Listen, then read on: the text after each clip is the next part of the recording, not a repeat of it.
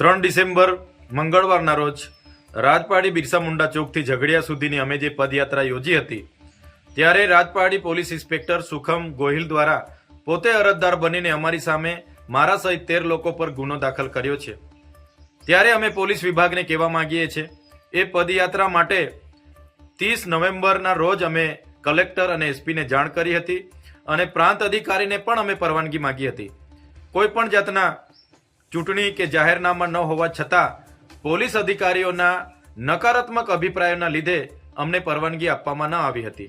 ત્યારે આ પદયાત્રા અમે ઝઘડિયાના વિસ્તારમાં ગેરકાયદેસર ચાલતી રેતીની લીઝો, સિલિકા પ્લાન્ટ, કોરી કરસોરો અને ભૂમાફિયા વિરોધમાં અમારી હતી। સારા રોડ રસ્તા બનાવવાની માંગ, આ વિસ્તારમાં યુવાનોને રોજગારી આપવાની માંગ અને જીએમડીસી માંથી દૂષિત પાણી જે નીકળે છે, જમીન સંપાદનો જે ગેરકાયદેસર થાય છે એના વિરોધમાં અમારી પદયાત્રા હતી।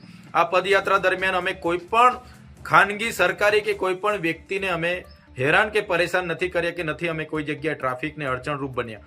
છતાંય પીઆઈ ગોહિલ દ્વારા જે અમારા પર ખોટી એફઆઈઆર કરવામાં આવી છે ત્યારે એ પીઆઈ ગોહિલ અને એમના એસપીને હું કહેવા માંગુ છું, તમારા પોલીસ અધિકારીઓ હપ્તા ઉઘરાવતા હોય એવા 35 વિડીયો મારી પાસે છે, એ હાલના તબક્કે જ હું તમને આપું છું।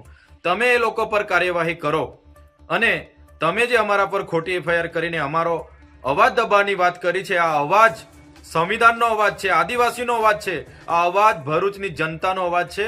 એ તમારા જેવા અધિકારીઓથી દબાવવાનો નથી। તમારી જેલો મોટી કરી દેજો। અમે ટૂંક સમયમાં તમારી જેલ ભરો આંદોલન કરવા માટે આવી રહ્યા છે। આજે પણ ત્યાં એક મહિલાને ટ્રકે કચડી નાખી છે, ત્યારે અઠવાડિયામાં 2 થી 3 યુવાનોને આવી રીતના કચડી નાખવામાં આવે છે। એની જવાબદારી કેમ પોલીસ અધિકારીઓ નથી લેતા, એની એફઆઈઆર કેમ નથી ફાડતા? ત્યારે અમે ભરૂચની જનતા સાથે છે। કોઈ પણ આવા ભૂમાફિયા હશે, ઓવરલોડ ટ્રકના માલિકો હશે કે જે પણ લોકો પોલીસ અધિકારીઓ હશે, અમે કોઈથી ડરવાવાળા નથી। આવનારા દિવસોમાં તમારી જેલો ભરવા માટે અમે આવી રહ્યા છે। જેલોની સંખ્યા અને સાઈઝ તમે વધાવી દેજો।